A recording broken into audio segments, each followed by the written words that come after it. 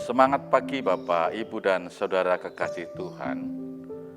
Untuk mengawali aktivitas pada hari ini, marilah kita bersama-sama mendengarkan firman Tuhan, seraya menghayati dan mewujudkan dalam hidup sehari-hari.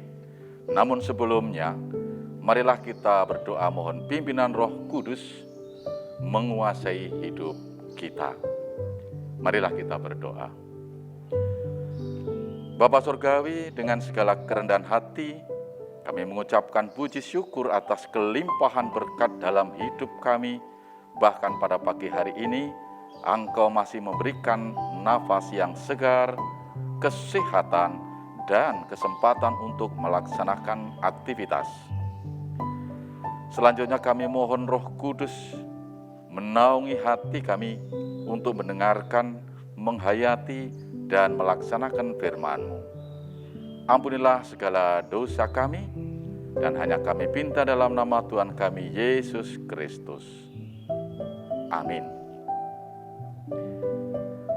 Renungan pada pagi hari ini, kita ambil dari surat Rasul Paulus pada jemaat di Kolose, bab 4, ayat 2 dan 3. Demikian firman Tuhan.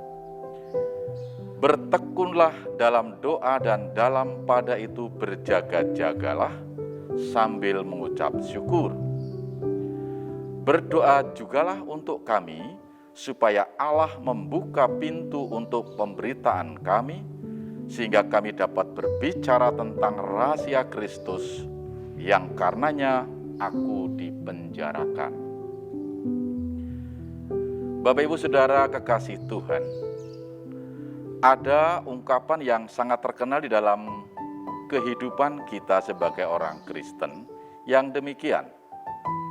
Berdoa adalah nafas orang Kristen. Hal ini sangat menarik untuk kita renungkan. Benarkah?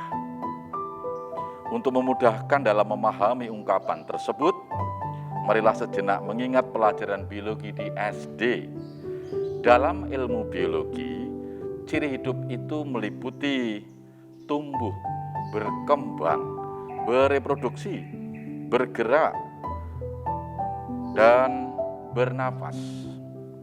Tentu masih banyak ciri yang lain. Jika salah satu ciri tersebut tidak terjadi dalam tubuh kita, maka dapat menyebabkan gangguan dalam proses kehidupan kita.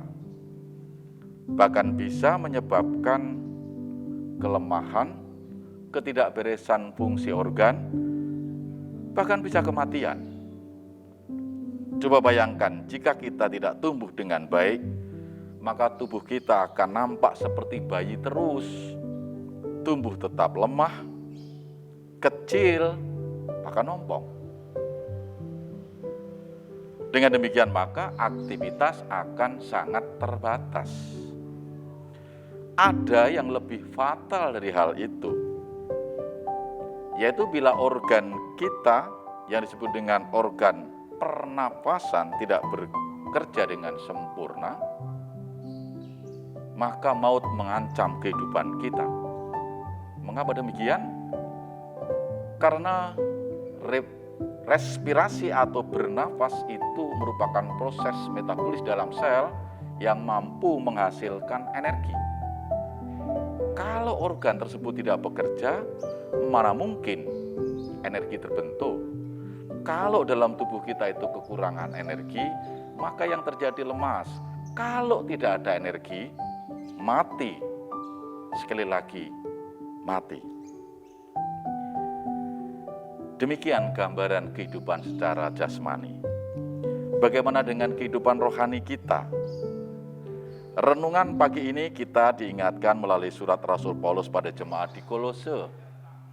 Di dalam kehidupan secara rohani ini, hendaklah kamu bertekun dalam doa. Sikap bertekun sangat dibutuhkan seseorang jikalau hendak berhasil dalam berbagai hal. Oleh karena itu, sikap di dalam doa hendaknya dimaknai bahwa kita harus melakukan dengan sungguh-sungguh, dilakukan secara terus-menerus dengan segenap hati dengan segenap kepercayaan, dengan segenap pengharapan, dengan suatu pergumulan untuk mendapatkan pertolongan dan berkat ilahi. Dan jangan pernah bosan-bosan berdoa. Berdoa merupakan perjuangan hidup. Berdoa merupakan kesempatan yang dimiliki oleh orang percaya untuk berhubungan secara langsung dengan Allah Bapa. Di dalam berdoa, kita bukan hanya meminta apa yang kita butuhkan bagi diri kita sendiri, melainkan kita juga mengucap syukur, berterima kasih atas segala kelimpahan berkat yang telah kita terima. Oleh karena itu ada hal penting yang harus kita lakukan dalam berdoa, yakni yang pertama, teruslah bertekun dalam doa, jangan menyerah, sebab ada banyak kuasa yang kita miliki jika percaya dan berserah pada Tuhan di dalam doa. Kedua, berjaga-jagalah dalam doamu, artinya waspadalah. Paulus belajar dari peristiwa yang terjadi di Taman Getsemani. Tuhan Yesus meminta para rasul untuk berdoa, tetapi Dia menemukan mereka tertidur sehingga Tuhan berkata, "Tidak bisakah kamu berjaga-jaga 1 jam saja? Berdoalah dan berjaga-jagalah sehingga kamu tidak jatuh dalam pencobaan." Kita harus waspada saat kita berdoa, waspada terhadap melanturnya pikiran kita, terhadap keinginan kita yang sangat egois. Ketiga, kita bersyukur atas segala sesuatu dalam doa-doa kita.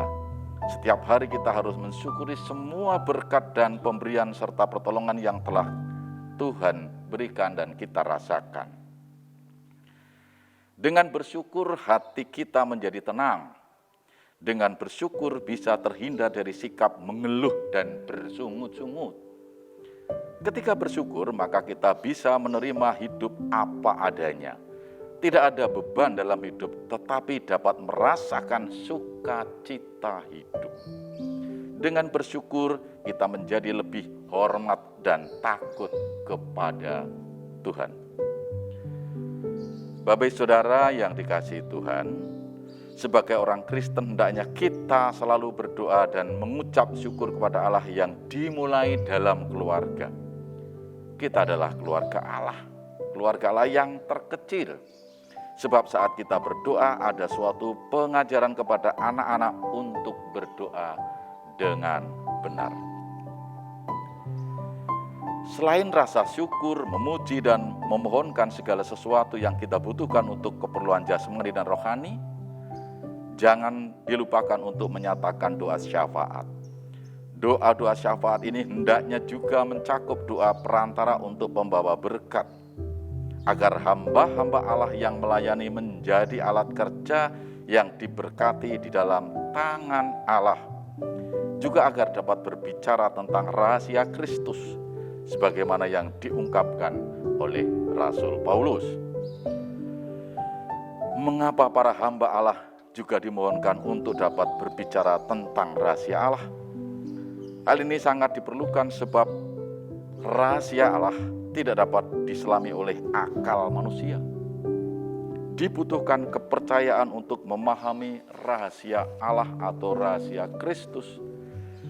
Dan dibutuhkan doa yang sungguh-sungguh agar di dalam kebaktian-kebaktian Roh Allah menuntun kita kepada seluruh kebenarannya.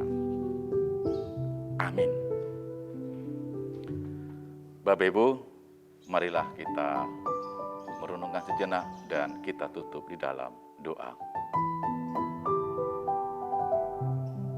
Bapa Surgawi, perkenankanlah kami menghadap Engkau kembali, seraya mengucapkan syukur atas firman-Mu.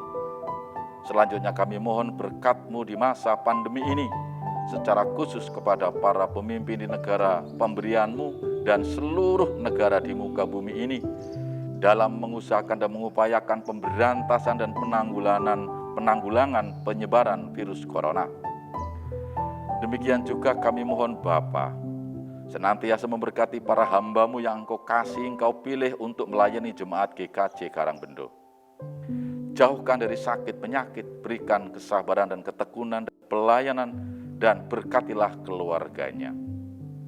Kami juga mohon kiranya Tuhan memberkati segala usaha jemaat-Mu, baik dalam upaya untuk memperoleh kesehatan bagi yang sedang menderita sakit, di bidang usaha perekonomian, di bidang pendidikan, di bidang kerumah tanggaan, dan lain sebagainya ya Tuhan.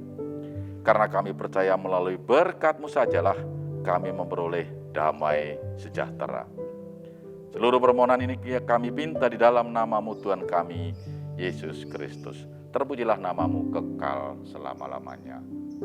Amin. Demikian Bapak Ibu Saudara kekasih Tuhan, renungan hari ini. Selamat beraktivitas, Tuhan memberkati. Shalom.